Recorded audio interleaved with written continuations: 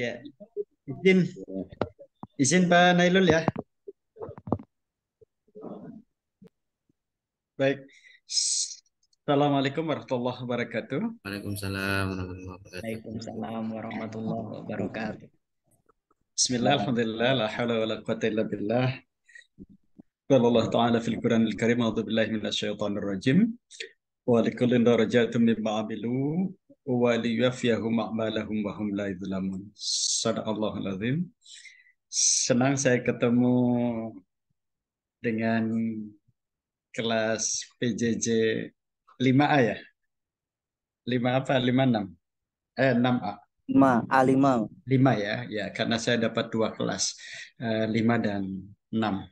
5 harusnya tadi pagi, cuma karena saya harus takziah mendadak, jadi dipindah nanti pada Isya ketemu via Zoom ya. Eh, Teman-teman yang saya banggakan, pertama tentu selesai puasa dan Idul Fitri, saya menyampaikan permohonan maaf kepada teman-teman. Barangkali selama memberikan materi atau ketemu dengan saya ada pelayanan yang kurang prima. Mudah-mudahan eh, ke depan lebih baik lagi dan nanti ketemu lagi di forum yang berbeda, tentu dengan nuansa yang lebih baik gitu ya. Kemudian yang kedua, ini mohon maaf saya balik pertemuannya harusnya sebelum UTS, kita melakukan Zoom, tapi kita akan fleksibel saja ya, karena kemarin bulan puasa akan lebih enak kalau teman-teman mengerjakan tugas, nanti Zoom-nya ba'da Lebaran kan lebih enjoy gitu sambil ngopi sambil minum kan. Dan materi yang ingin saya sampaikan mudah-mudahan ini belum pernah ditayangkan ke teman-teman ya. Saya mohon maaf kalau kemudian agak lupa karena kelas yang saya ampu ini sangat banyak. Jadi kalau kemudian terjadi overlap ini mohon diingatkan materinya. Pak Ansori, ini kalau problem dan tantangan pendidikan Islam kita belum ya? Belum saya sampaikan. Sudah belum? Iya Pak, kayaknya Pak. Belum. Belum ya? Oke. Belum, Pak. Yang sudah itu kan video, ya video kepemimpinan belajar dari alat vital laki-laki ya.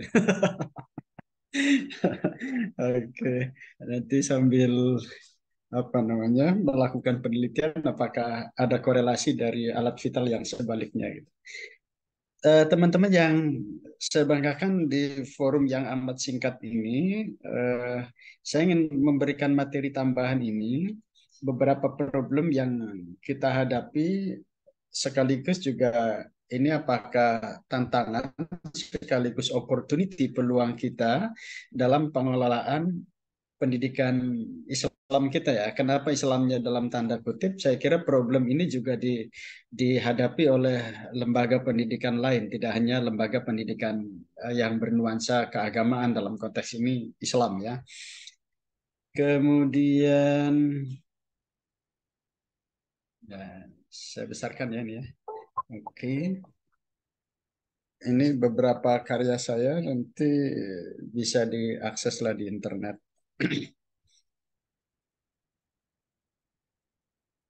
Tentang Jokowi ini yang terbaru, sedang proses dinamika tentang kontestasi pilkada di Indramayu ini juga insya Allah sedang terbit bukunya ya. Oke. Ini tentang saya. Nah, oke. Ini riwayat pendidikannya. Karena saya orang manajemen yang pernah saya sampaikan, semua media sosial ada dan saya aktif di situ ya. YouTube, kemudian TikTok, Facebook, Instagram, kemudian Twitter juga saya punya ya. Ini sebagai media untuk minat saya, mudah-mudahan juga bermanfaat bagi halayak gitu. Sehingga insya Allah saya aktif ya untuk menulis, kemudian juga sampai saat ini masih tetap menjadi kolumnis tetap di pikiranrakyat.com. Baik, saya langsung ingin masuk ke titik persoalannya. Ketika kita menyebut dunia pendidikan, itu paling tidak ada 3 terma yang cukup menarik saya kira. Pertama, pendidikan itu dunia yang amat kompleks. Yang kedua, menantang dan mulia. Kenapa saya katakan kompleks? Karena spektrumnya yang sangat luas. Kita bicara apapun, pasti itu berkelindan dengan persoalan pendidikan. Bicara kemiskinan, itu ada kaitannya dengan pendidikan. Bicara ekonomi, bicara persoalan peluang kerja, itu pasti juga terkait dengan persoalan pendidikan. Bahkan persoalan-persoalan kemiskinan, problem yang rumit yang kita hadapi di negeri ini juga pasti berkelindan dengan persoalan pendidikan. Itu kenapa dunia pendidikan adalah dunia yang amat kompleks, yang pertama. Kemudian yang kedua, menantang, karena menentukan masa depan bangsa. Jadi kalau kemudian kita ingin concern terhadap persoalan-persoalan kita dan ingin bisa kompetitif, komparatif dengan bangsa lain, ya pemimpinnya, masyarakatnya concern tidak dengan persoalan pendidikan. Ya, karena pendidikan itu menentukan masa depan bangsa. Walaupun kemudian pendidikan pasti human investment. Kalau human investment itu butuh waktu ya, butuh ruang, kesabaran di situ, tidak seperti ketika kita makan sambal ya, sekali colek kemudian terasa pedasnya. Tapi pendidikan tentu karena human investment itu bisa kita rasakan 20 sampai 25 tahun ke depan gitu. Ya, artinya saya mengatakan bahwa ketika Hiroshima dan Nagasaki itu dibom oleh sekutu, lalu kemudian pertanyaan yang muncul pertama dari seorang kaisar ketika itu adalah ada berapa sisa guru yang masih hidup? Karena dia punya keyakinan dengan sisa-sisa guru yang ada itu bisa dibangun melalui pendidikan dan Jepang bisa sepadan dengan negara-negara lain atau bahkan mungkin juga akan lebih maju ya, lompatannya lebih lebih kencang gitu, lebih tinggi daripada bangsa-bangsa lain. Dan itu kaisar punya keyakinan melalui lembaga pendidikan, melalui pendidikan itu. Jadi kalau kemudian pemimpin kita di negeri ini, kalau kita ingin mengatakan bangsa ini ingin maju, ya harusnya persoalan pendidikan ini yang kemudian harus kita benahi gitu. Ya. Lalu yang ketiga, mulia, karena pendidikan itu memanusiakan manusia. Jadi kalau kemudian luaran lembaga pendidikan sifatnya tidak manusiawi, ketika kemudian ada orang mengatakan Indonesia berdasarkan Political and Economic Risk Konsultansi Hong Kong disebut sebagai negara yang terkorup di Asia, maka orang kemudian mengatakan ini gagalnya lembaga pendidikan kita. Itu ada benarnya, karena harusnya luaran lembaga pendidikan itu memanusiakan manusia, sifatnya manusiawi gitu, tidak seperti binatang. Jadi kalau wal-wal kedua lembu kodok lembu kadal sing penting diuntal itu kan tidak manusiawi. Ya, dan itu bisa indikasi gagalnya dunia pendidikan kita. Karena harusnya yang diusung oleh dunia pendidikan adalah persoalan tadi itu, mulia itu. Ya, karena visi atau misi yang diembannya adalah memanusiakan manusia. Kemudian eh, ini juga saya kira menarik ya. Pertanyaan untuk pendidik dan siswa kita di abad 21 ini. Oke. Apa pertanyaannya? Pertanyaan penting abad ke-21 ini, di era digital semacam ini, seperti apakah peran dan fungsi guru dalam situasi di mana hampir semua yang ingin diajarkan telah tersedia di internet dengan berbagai cara yang menarik dan menyenangkan bagi peserta didik. Kalau hanya berapa persen materi pembelajaran yang Anda ajarkan ke peserta didik yang tidak dapat ditemukan di internet? Kalau semua ada, maka eksistensi kita, peran kita sebagai seorang guru dan dosen akan dikalahkan oleh internet itu. Karena ternyata internet, bahkan artificial intelligence, itu jauh lebih lengkap materinya ketimbang materi yang diajarkan oleh guru-guru kita, oleh dosen kita gitu. Ya, sekarang peserta didik itu kan bisa akses kapanpun, dimanapun. Guru itu bukan satu-satunya sumber belajar. Jadi kalau ada pertanyaan, siapa yang lebih lengkap menyampaikan materi, guru atau internet? Lalu kemudian jawabannya internet, maka terancam eksistensi kita gitu. Ya, ini bisa berbahaya. Atau pertanyaan yang kedua, siapa yang lebih menarik menyampaikan materi? Guru, dosen, atau aplikasi yang ada di internet? Lagi-lagi kalau kemudian jawabannya adalah aplikasi yang ada di internet, maka eksistensi seorang guru, seorang dosen ini juga akan terancam oleh artificial intelligence, oleh internet. Karena ternyata yang disampaikan oleh aplikasi yang ada di internet itu jauh lebih menarik ketimbang apa yang disampaikan oleh guru, oleh pendidik, oleh dosen. Apa yang tidak ada di internet sekarang ini? Terkadang anak-anak ketika minta ke ibunya itu tidak dikabulkan, tapi justru di internet, di Google itu semuanya dikabulkan. Apa yang tidak ada gitu. Dan ini saya kira pertanyaan-pertanyaan di abad ke-21 ini, pertanyaan ketika kita memasuki era digital semacam ini, menjadi pertanyaan yang menggelitik untuk kita, untuk kemudian jangan sampai kita mengajar, menyampaikan materi itu biasa-biasa saja. Kalau biasa-biasa saja nanti akan dikalahkan oleh internet, akan dikalahkan oleh Google, akan dikalahkan oleh artificial intelligence. Ya, jadi artinya apa? Harus ada, kalau bahasa kurikulum 2013 itu ada high order thinking skill, ya berpikir tingkat tinggi. Jadi kalau kita biasa-biasa saja itu akan dikalahkan oleh aplikasi yang ada di internet. Ya, kalau saja artificial intelligence bisa mengawal moral anak, saya khawatir kalau kemudian eksistensi guru, eksistensi pendidik ini, dosen ini akan bisa dikalahkan oleh artificial intelligence.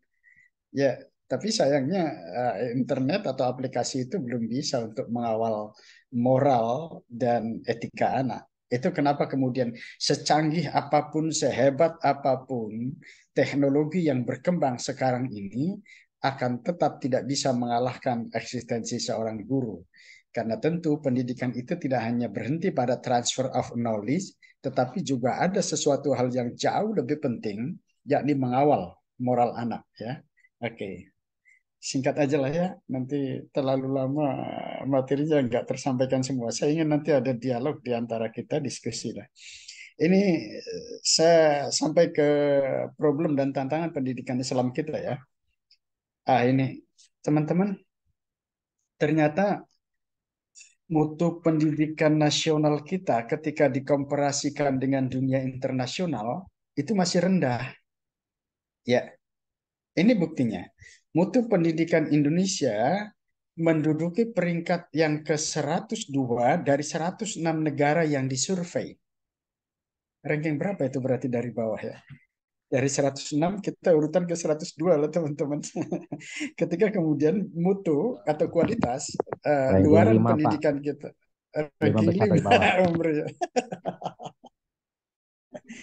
5 atau 4 ya, itu kan bahaya Pak Umri ya.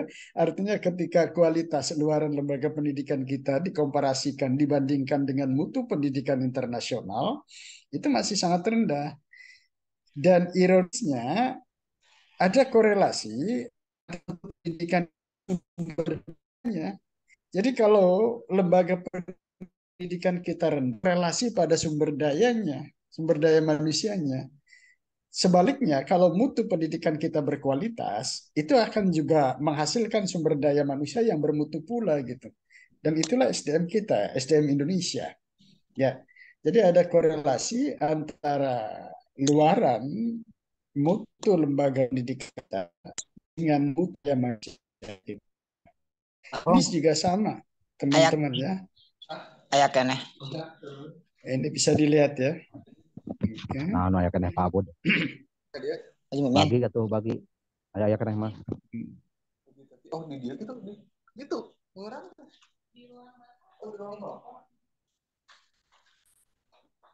Oke, saya lanjut ya. Ini beberapa masalah sekaligus tantangan atau juga ini menjadi opportunity kita ya. Pertama, globalisasi. Globalisasi itu satu sisi juga masalah, Tapi sisi lain itu juga peluang bagi kita. Kalau kemudian kita bisa memanfaatkannya dengan baik. Tapi kalau kemudian kita tidak bisa memanfaatkannya, maka ini akan menjadi masalah bagi kita, terutama dunia pendidikan kita. Ya, kalau saya meminjam bahasanya Anthony Giddens, globalisasi itu disebutnya dengan runway wood. Ya, dunia yang berlarian tunggang langgang. Apa itu? Seperti truk besar yang syarat dengan muatan, tapi kemudian tanpa rem. Jadi kalau kata orang Indramayu itu melayu sewaya-waya, gitu. Jadi jalannya tanpa kendali. Itu globalisasi. Maka dalam pandangan Azumardi Azra, globalisasi yang ditandai dengan kemajuan ilmu pengetahuan dan teknologi itu tidak bebas nilai. Dia harus dikawal dengan agama, dengan moral.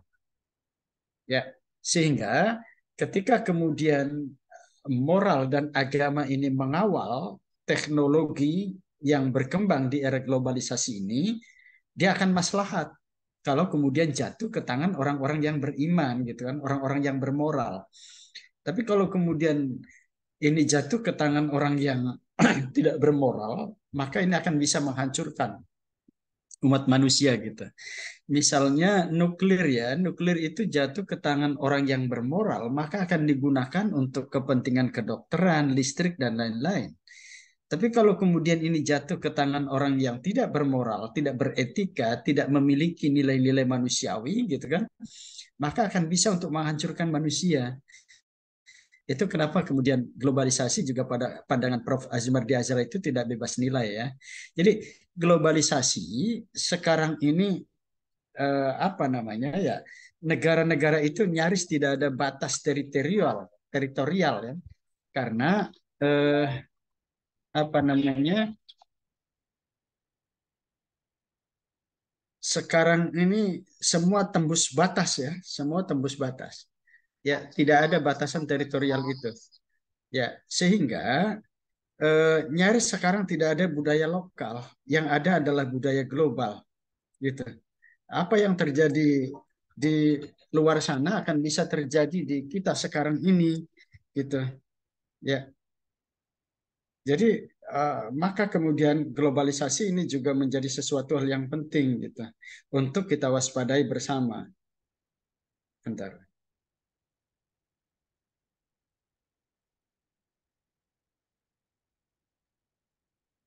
Kemudian liberalisme ya. Liberalisme itu aliran paham yang memandang bahwa kebebasan itu adalah menjadi nilai hak asasi seseorang gitu. Lalu kemudian yang ketiga hedonis.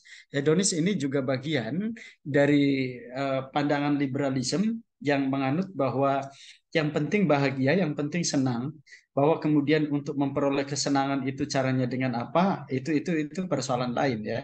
Eh, ini sudah merasuki generasi kita pola hedonis ini. Ya, para pejabat itu, hakim-hakim itu, mohon maaf ya, eh, itu tunjangannya sangat besar. Harusnya kalau dari sisi materi mereka cukup gitu. Kalau tidak terjebak pada pola hedonis gitu kan. Tapi ternyata justru sarangnya korupsi itu, jual beli hukum itu ada di sana gitu kan. Dan kemudian anak-anak kita sekarang ini, remaja remaja kita ini juga sekarang menarik. Ketika saya S1 di Jakarta itu saya jalan-jalan ya, karena skripsi saya tentang prostitusi itu, ketika saya jalan-jalan kan banyak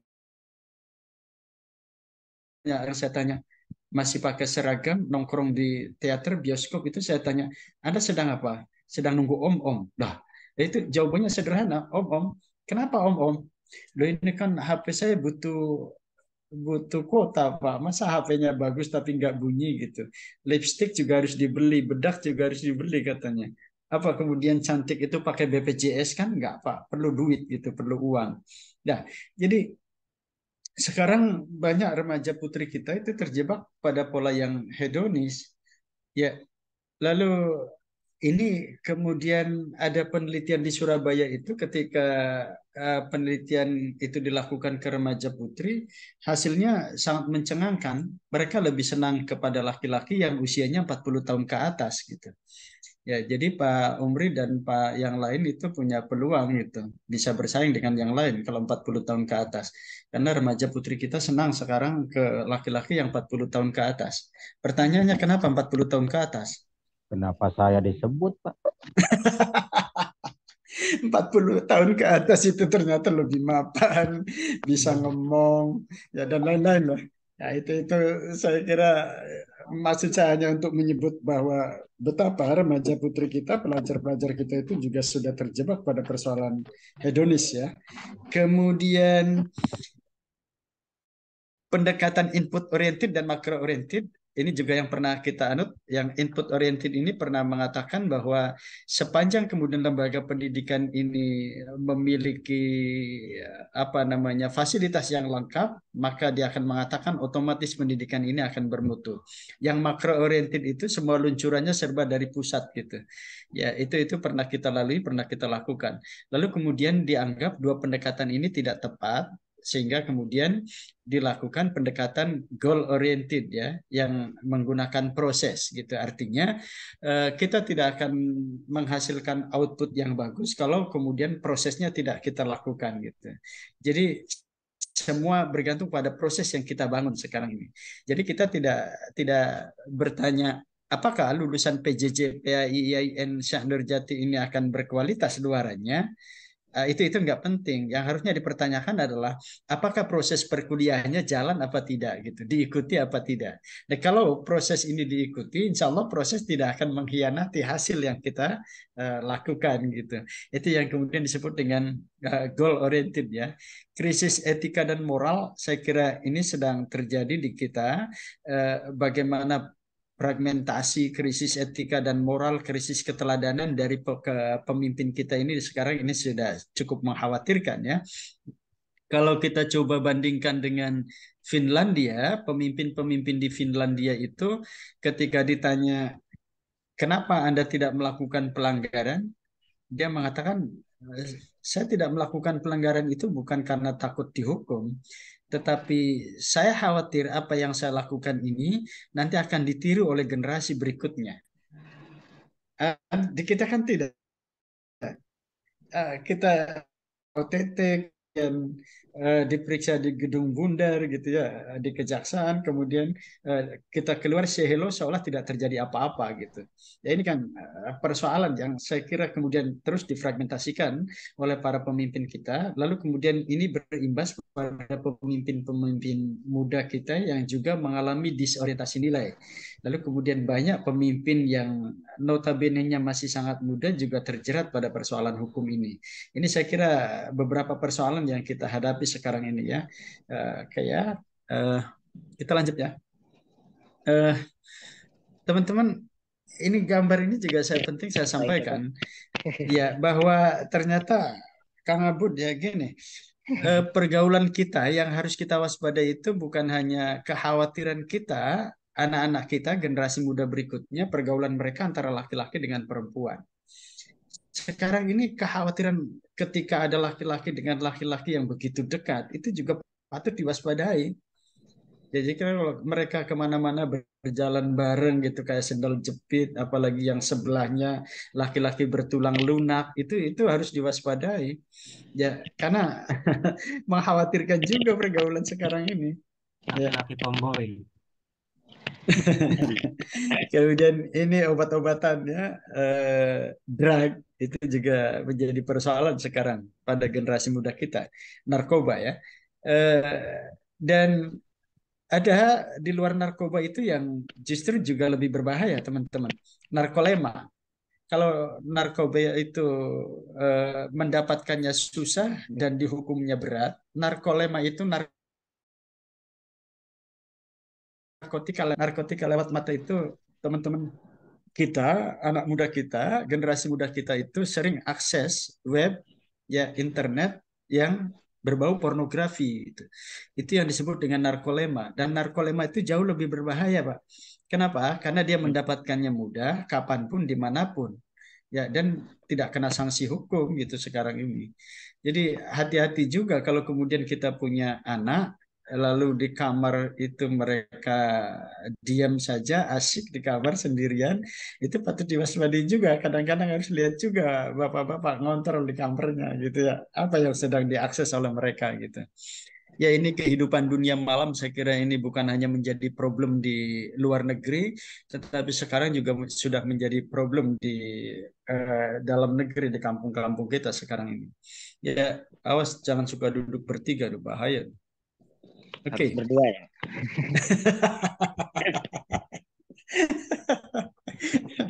Baik.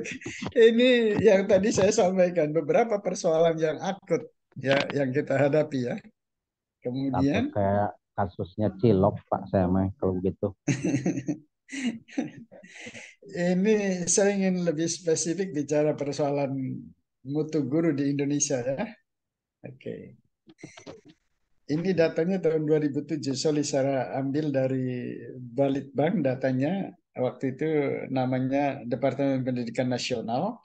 Kata Kusnandar, dari peserta tes calon guru PNS setelah dilakukan tes bidang studi, ternyata rata-rata skor tes seleksinya sangat rendah. Ini kan cukup mengkhawatirkan, Pak. Memprihatinkan bahkan. Ya, kenapa? Dari 6.166, 64 calon guru biologi ketika tes, rata-rata skornya hanya 44,96. Mereka dites di bidangnya loh, Pak, bukan dites di non-bidangnya. Hasilnya tidak sampai ke angka 50, 44,96 dari 6.000 ya, 6 ribuan. Lalu kemudian guru kimia dari 300-an 396 ketika dites skornya hanya 43,55. Dan seterusnya, bisa teman-teman lihat angka-angka ini dari sebuah hasil penelitian. Artinya apa? Saya ingin mengatakan bahwa penguasaan materi guru-guru kita ini juga perlu peningkatan sekarang ini. Bagaimana mungkin kemudian kita bisa mematok angka KKM, misalnya PAI 95, atau biologinya 75, fisikanya 85. Sementara hasil tes guru-guru mereka di bidangnya ini masih pada angka-angka yang cukup mengkhawatirkan dari sisi penguasaan materi. Ya, jadi ini kan persoalan input rendah guru kita. Lalu kemudian ketika kemudian mereka menjadi guru, bagaimana kemudian mereka bisa berkualitas? Kalau kemudian dari sisi penguasaan materi saja mereka perlu peningkatan gitu. Nanti coba kita diskusikan ya. Lalu kemudian ini hasil UKG dengan nilai minimal 80 itu tidak lebih dari 30%. Artinya apa? 70% lebih itu mereka masih di angka yang belum pada angka 80 dari hasil UKG-nya. Lalu ini juga menarik ketika penelitian tentang kepala sekolah ya. 70% dari total kepala sekolah itu juga belum memiliki kompetensi standar. 70% lah Pak. Artinya hanya atau baru 30% saja dari kepala sekolah yang kompeten, profesional, ya untuk memanage sekolah mereka. Ini kan persoalan seorang top leader kalau kemudian dia belum profesional, ya belum memiliki kompetensi standar, lalu kemudian mereka diangkat jadi kepala sekolah hanya karena kedekatan dengan penguasa, ini kan menjadi problem. Bagaimana dia bisa memanage sekolahnya dengan baik kan? Kalau kemudian kompetensi standarnya saja dia belum memiliki gitu. Yang mengkhawatirkan kan justru penelitian yang dilakukan oleh ICW gitu misalnya. Ketika ICW mengatakan bahwa kepala sekolah kita itu sudah menjadi bagian dari birokrasi. Artinya apa? Kalau sudah menjadi bagian birokrasi, dia lebih loyal kepada atasan, kepada bupati, kepala dinas, ketimbang memikirkan persoalan-persoalan yang dihadapi oleh sekolahnya, ya kesejahteraan anak buahnya. Yang penting itu loyal kepada atasan. Ini kan bisa berbahaya, Pak. 2015 nilai guru-guru rata-rata nasional TK itu baru 43,74 poin. Guru SD 40,14 poin. Guru SMP itu 44,14 poin dan guru SMA 45,38 poin. Artinya belum pada angka 50, Pak. Kalau kita mematok angka 80 kan ini masih sangat jauh gitu. Ya. Jadi sampai 2017 nilai rata-rata belum mencapai 70 poin. Ini saya kira problem yang sedang kita hadapi dalam dunia pendidikan, terutama input gurunya. Guru-guru yang kompeten memang banyak, tapi jauh lebih dominan guru yang tidak atau belum kompeten. Ya, itu kenapa kemudian, mohon maaf teman-teman, eh, di S1 kan supaya kemudian itu lebih kompeten ya. Oke. Ini juga saya coba kutip tulisannya Prof. Hafid Abbas ya, ketika beliau menulis tentang rapot merah pendidikan kita. Apa yang disampaikan oleh beliau? Kecenderungan besarnya anggaran pendidikan kita 444 triliun itu 2018 ya, naik 508 triliun di APBD 2020, tapi PISA Indonesia masih tetap menurun, Pak. Ya, PISA itu tentang bagaimana numerasi dan literasi anak-anak kita yang apa namanya masih anak-anak itu masih jauh di bawah Vietnam bahkan, Pak. Ya, ini lihat kualitas pendidikan kita ini terendah di ASEAN. 55% anak usia 15 tahun buta huruf. Vietnam itu kurang dari 10%. Sementara kita 55%. Padahal Vietnam itu merdekanya belakangan. Fasilitas pendidikannya jauh lebih memadai fasilitas pendidikan yang ada di Indonesia ketimbang Vietnam. Tapi ternyata buta hurufnya itu hanya 10% gitu, kurang dari 10%. Ya, ini yang otokritik ya. Mohon maaf ini, saya juga disertifikasi, kemudian teman-teman guru juga yang sudah S1 lalu kemudian sudah PPG disertifikasi, tapi ternyata sertifikasi itu juga belum berbanding lurus dengan mutu, kecuali hanya menurunnya jumlah guru yang kerja rangkap dari 33% ke 7%. Ya, jadi baru mengurangi mereka yang biasanya ngajar di mana-mana merangkap nyambi gitu sambil ngompreng di tempat lain itu berubah dari angka 33% ke 7%. Tapi ketika dipertanyakan apakah ada korelasi antara tunjangan sertifikasi dengan kinerja, itu ternyata masih belum berbanding lurus, Pak. Ya, belum berbanding lurus. Dan ini saya kira tantangan kita supaya kemudian ini otokritik ya, supaya kita terus kemudian meningkatkan mutu kita. Jangan sampai ada tetangga sebelah yang apa ya bahasa drama itu kesirian untuk kemudian mengatakan ya sama aja katanya dikasih kualitas terhadap mutu. Guru kita surplus Pak sebenarnya, tidak kekurangan. Yang ada itu penyebarannya saja yang tidak merata. Ya, tapi kalau dari sisi lebih itu sebenarnya lebih ya karena kita apa namanya lebih banyak ketimbang standar nasional ya. Bahkan di Jepang itu kita jauh lebih banyak guru-guru kita. Oke. Kemudian ini menurutnya juga harus ada standarisasi dan pendidikan bukan untuk kepentingan praktis. Seringkali kadang guru-guru kita itu untuk menjadi komoditi politik ya oleh para kepala daerah gitu. Lalu kemudian kita dibawa ke ranah-ranah praksis, politik praksis ya yang kemudian itu kadang sangat paradoks dengan dunia pendidikan kita. Kalau kita bicara persoalan pendidikan gratis, kemudian apa namanya kehadiran negara untuk membantu dari politik anggaran tidak memadai, itu kan hanya dari sisi politis saja gitu bahwa kemudian mereka melakukan politisasi dalam dunia pendidikan kita dan kita kadang dibawa-bawa terus untuk komoditas politik gitu. Rendahnya minat belajar membaca, menulis dan menghasilkan apa namanya karya media pembelajaran. Ya, ini di kita sangat minim seringkali pembelajarannya. Malas mengikuti organisasi akibat guru teralinasi dari dunia mereka ya, dari dunianya. Jadi kita kadang malas untuk ketemu di MGMP, ketemu di apa lagi? Pokoknya organisasi di tingkat sekolah, kemudian tingkat apa namanya pelajaran gitu untuk sharing mereka, bertukar pikiran, tukar informasi itu banyak yang kadang kita malas untuk mengikuti itu. Banyak yang belum tersentuh pelatihan, kesejahteraan kurang, ya saya kira ini yang kemudian terus menjadi problem terutama guru-guru honorer kita ya dari sisi kesejahteraan itu. Berada di zona nyaman dan zona lugu serta tidak suka tantangan baru. Jadi kalau kemudian kita berada di zona nyaman, ini akan bisa berbahaya, Pak. Ya, makanya kita di era disrupsi sekarang ini tidak boleh kita terjebak pada zona nyaman. Terkadang kita akan mengatakan, ah udahlah, saya dengan ilmu saya ini cukup kok.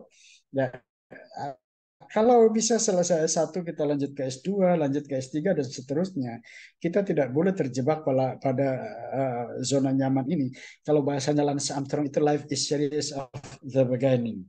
Hidup itu selalu membuat lembaran-lembaran baru. Ya, oke. Dari sisi metodologis, ini juga masih sangat mengkhawatirkan. Siapa yang tidak tersinggung ketika dikatakan problem pendidikan kita masih doktrinal gitu. Guru bicara, guru menulis, dan seterusnya. Itu kan masih sangat doktrinal ya. Ya, tidak harus saya baca satu-satu lah. Ya, kemudian, nah kalau apa yang terjadi sekarang ini dalam dunia pendidikan, tentu problem-problem itu harus kita hadapi dan kemudian kita harus cari solusinya. Ya, dan solusi itu yang paling penting itu adalah pada mindset guru ya. Jadi betapapun kurikulumnya bagus, sarananya lengkap, tapi kemudian guru-gurunya tidak change in belief and value, tidak berubah pada nilai dan perilaku mereka, ya tetap saja gitu. Karena kurikulum itu benda mati, sarana prasarana juga benda mati. Tapi kalau kemudian gurunya tidak berubah, ya dia akan mengatakan seperti lagunya Betaria Sonata dulu itu, aku masih seperti yang dulu. Nah itu bisa berbahaya. Ya, jadi perlu ada perubahan sistem dan paradigma pendidikan, terutama pada mindset gurunya yang harus berubah. Ya, ini penting saya kira. Oke. Ini saya kira perdebatan yang seringkali teman-teman ketahui lah tentang ini. Apakah metode itu jauh lebih penting dari materi, atau ahamu minal maddah, atau sebaliknya al-mudaris ahamu minat tariqah. Guru lebih penting dari metode. Ya, tapi justru semangat guru itu lebih penting dari guru itu sendiri. Saya kira perdebatan ini, diskursus ini tidak akan pernah selesai kalau kemudian terus diperdebatkan. Tapi yang jauh lebih penting itu adalah bagaimana sangat kondisional ya. Kalau kemudian materi kita sudah sangat bagus, ini teman-teman ini yang berangkat dari pesantren, dari sisi penguasaan materi itu kan sangat bagus. Tetapi yang tentu yang diperbaiki ya kemudian dari sisi metodologinya. Maka kemudian at-tariqah itu ahamu minal maddah dalam konteks yang semacam ini. Demikian juga sebaliknya ya. Oke, saya kira ini yang disebut dengan guru. Kemudian ini teman-teman, guru itu pendidik profesional ya. Kemarin yang kita bahas itu ketika Nabi mengatakan idza wusidal amru ila ghairi ahlihi fantadhiris sa'ah, itu kan nilainya transenden ya maknanya. Ketika makna transenden, maka tadi itu implikasinya adalah bekerja karena Allah yang paling utama itu. Ini penting nih untuk kemudian kita pahami bersama bahwa guru profesional itu berimplikasi pada dua hal. Pertama, bekerja karena Allah, itu yang tadi saya sampaikan bahwa ketika Nabi mengatakan idza wusidal amru ila ghairi ahli fantadir itu ya maknanya transenden. Lalu yang kedua, tentu tidak hanya selesai karena Allah, maka harus dilakukan oleh ahlinya, orang yang kompeten di bidangnya. Ya, sehingga kalau kemudian kita kompeten di bidangnya, ahli di bidangnya, lalu kemudian kita mendapatkan sertifikasi, tunjangan dari apa yang kita terima, itu kan implikasi aja dari pekerjaan yang kita lakukan karena Allah itu. Gimana, Pak? Salam. Iya, iya, gimana Pak? Salam.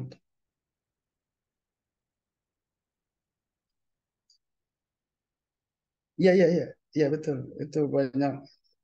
Iya, betul. Banyak sabahnya Pak. Oke ya, makasih ya. Ya, iya. Iya.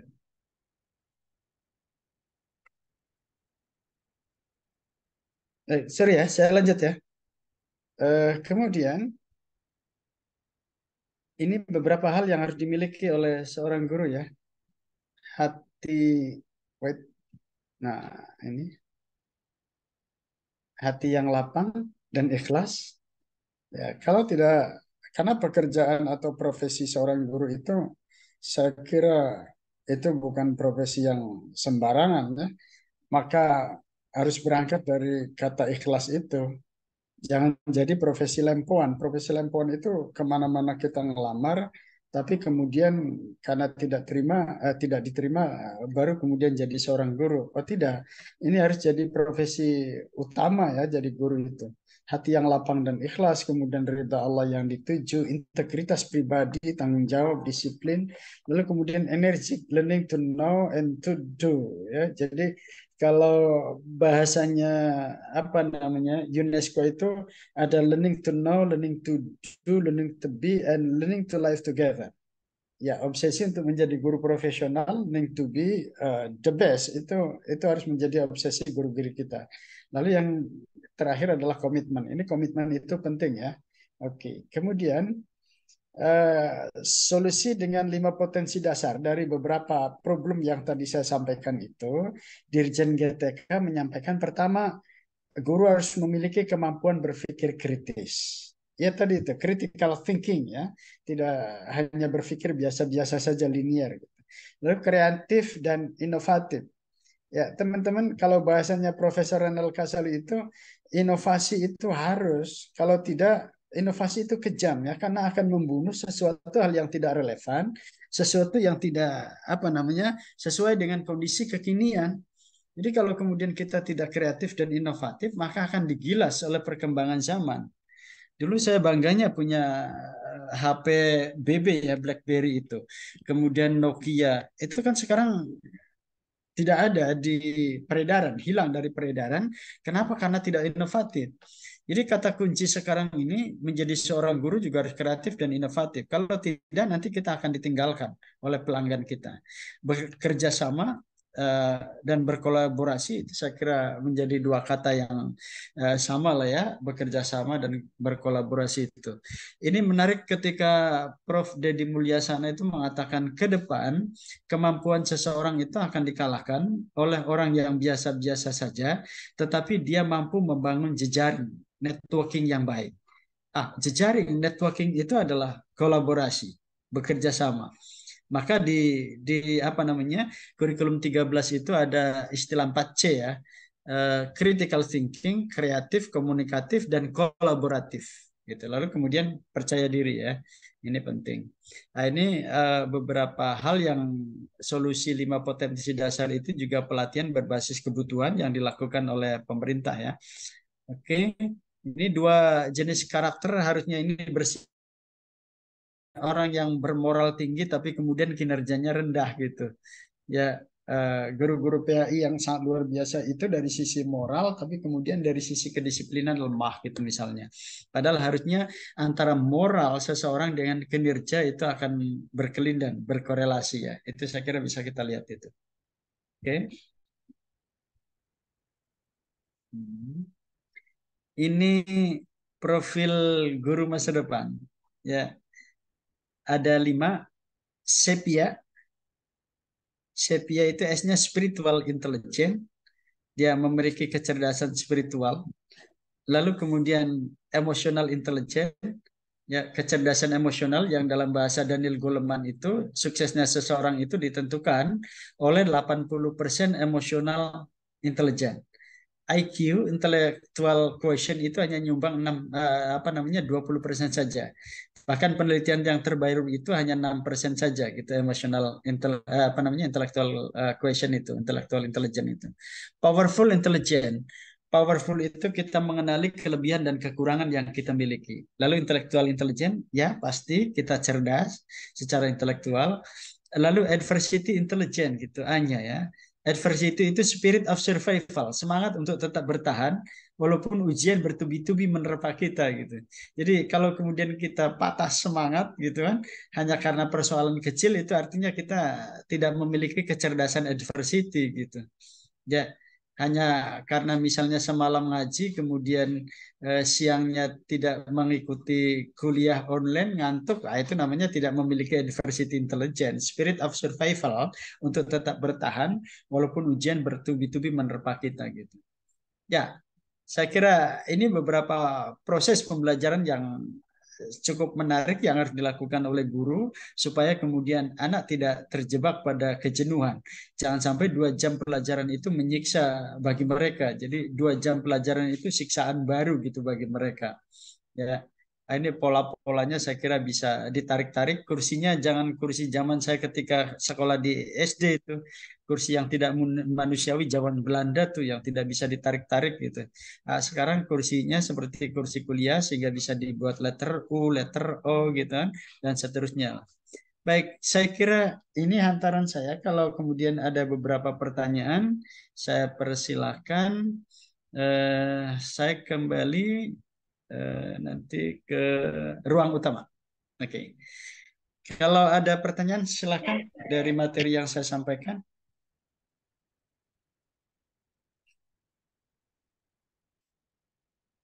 Kalau tidak ada, nanti minggu depan kita tugas lagi seperti biasa ya. Nanti ketemu lagi di Zoom di menjelang Ahmad UAS ya. Nabi Ihsan agak tergesa-gesa ya. Assalamualaikum, Raden. Ya, nggak apa-apa. Ya, assalamualaikum warahmatullahi wabarakatuh. Terima kasih itu semua yang disampaikan oleh Bapak ini terasa tersindir banget itu Pak. Artinya, Pak Abud, ya. ya Pak.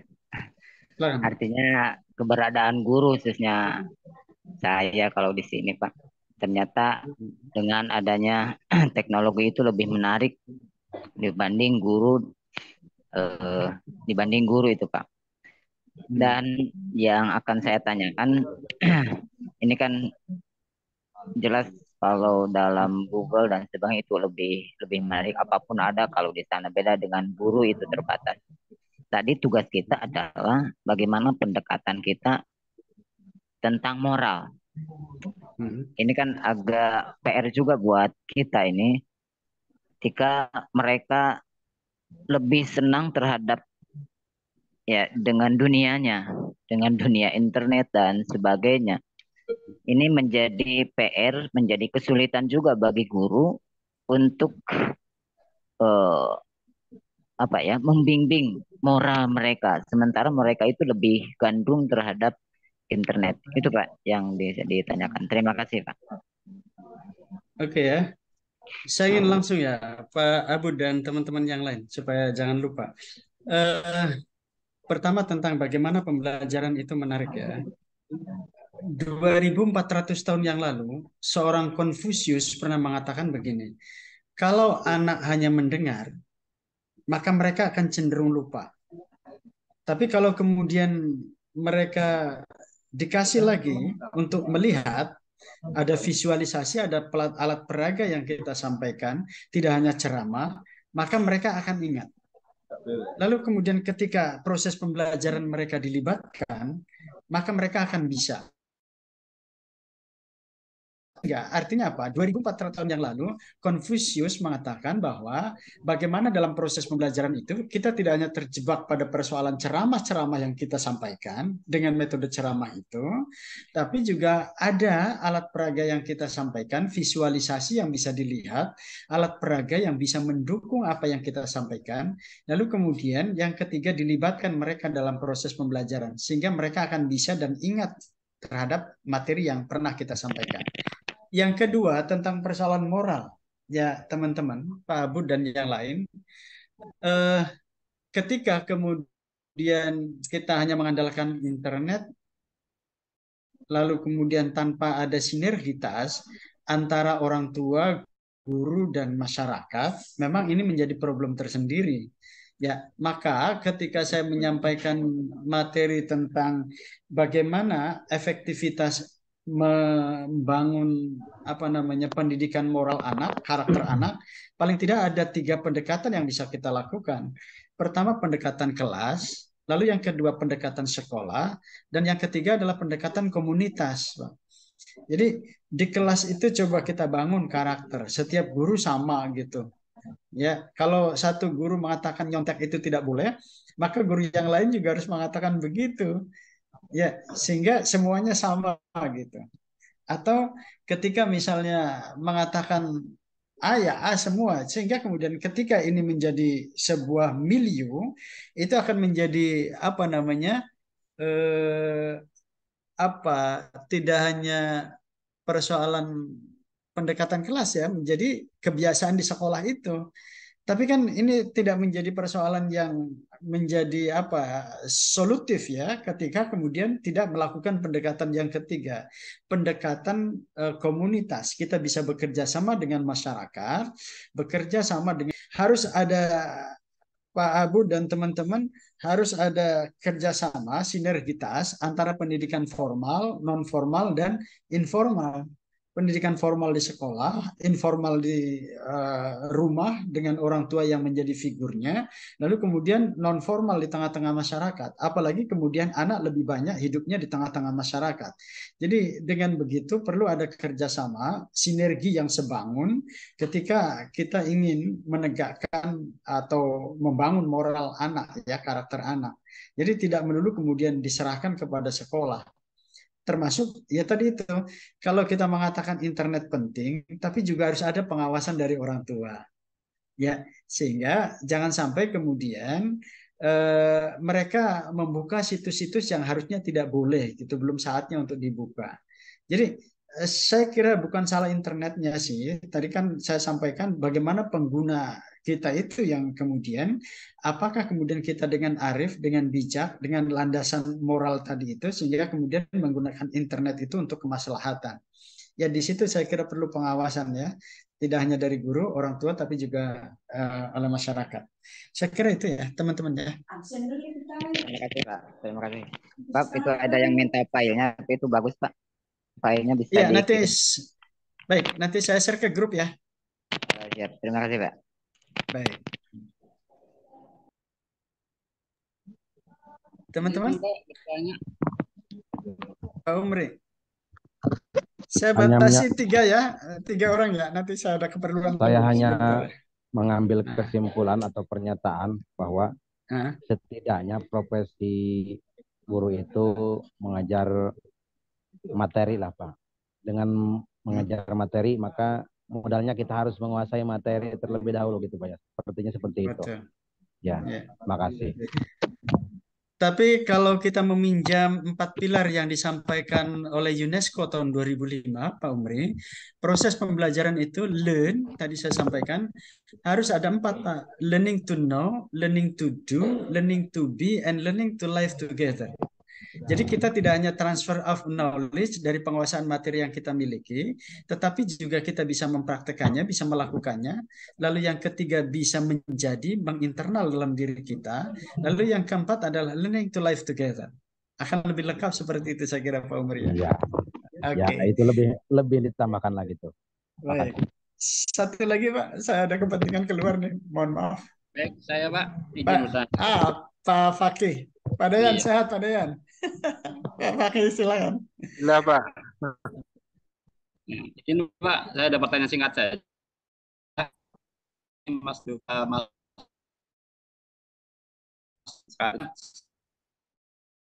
dari dulu kan model pembelajaran kita kan zaman dahulu kala itu kan jauh dari teknologi Pak. Nah, kemudian sekarang kita dituntut untuk melek teknologi. Nah, kira-kira kita ya ke atas ya untuk umurnya, untuk faedahnya. Jadi mungkin gimana caranya untuk bisa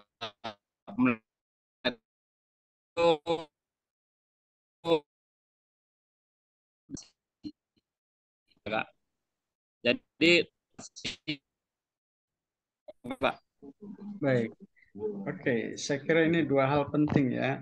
Pak Fakih, usia saya 55 lebih, Pak. Saya lahir 68. Tapi saya terjebak pada kenyamanan, zona nyaman saya. Sering belajar ke dosen-dosen muda gitu. Nah, di era teknologi sekarang, kita ini gaptek aja nggak boleh. Gap kalau gitu kali terjadi pada guru-guru kita dan dosen. Maka semangat itu saya dari dosa untuk kemudian bisa berselancar dengan teknologi ini. Maka kemudian pembelajaran saya itu saya bawa infokus sendiri, Pak. Kalau di kampus itu berebut, saya infokusnya bawa sendiri dari rumah, ya laptop tentu, karena saya tidak ingin mahasiswa saya itu belajar itu verbalisme ya. Verbalisme itu tahu kata tetapi tidak tahu apa yang dimaksud oleh kata-kata itu. Nah, supaya siswa dan mahasiswa kita tidak terjebak pada verbalisme, itu kan harus didukung dengan media. Dan media yang menarik itu ya tentu harus akses teknologi ya.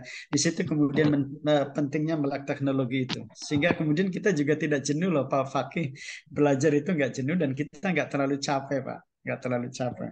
Kemudian yang kedua, saya ingin mengatakan bahwa ketika kemudian guru disuguhkan dengan administrasi-administrasi, ini menjadi problem tersendiri ya. Ketika kurikulum merdeka itu dikatakan kita lebih mementingkan jam berdiri daripada administrasi yang harus kita kerjakan, itu harusnya terrealisir dengan baik. Tapi ternyata sekarang kan nggak terjebak pada pola bahwa kita guru-guru ini terjebak pada persoalan administratif ya.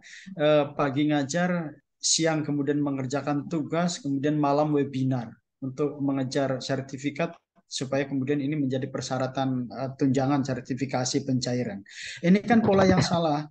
Ya harusnya saya kira hal-hal yang berbau administrasi itu ya diserahkan saja ke TU gitu untuk mengerjakannya atau kemudian disederhanakan supaya kemudian jauh yang lebih penting itu adalah jam berdiri mereka di depan kelas bertemu dengan anak-anak untuk menyampaikan materi dan moral mereka ketimbang kemudian kita terjebak pada persoalan-persoalan administrasi gitu Pak Paki. Ya ini mudah-mudahan kurikulum yang baru ini akan jauh lebih kemudian inovatif, lebih diperbaharui lagi, supaya kemudian kita tidak terjebak pada persoalan-persoalan administrasi. Guru itu saya kira jauh lebih penting jam berdirinya gitu Pak. Saya kira itu ya teman-teman ya. Curhatan operator ini Pak. Sebenarnya mah. Iya. Nanti kalau kurang puas nanti kita ini aja ya, kita chatting ya karena minta ini dibelain malah ternyata disubrupin. ya, saya ada perlu nih dibelain ternyata mendadak. Nanti saya kirim materinya lewat grup ya, materi PPT-nya ya. Siap, Bapak.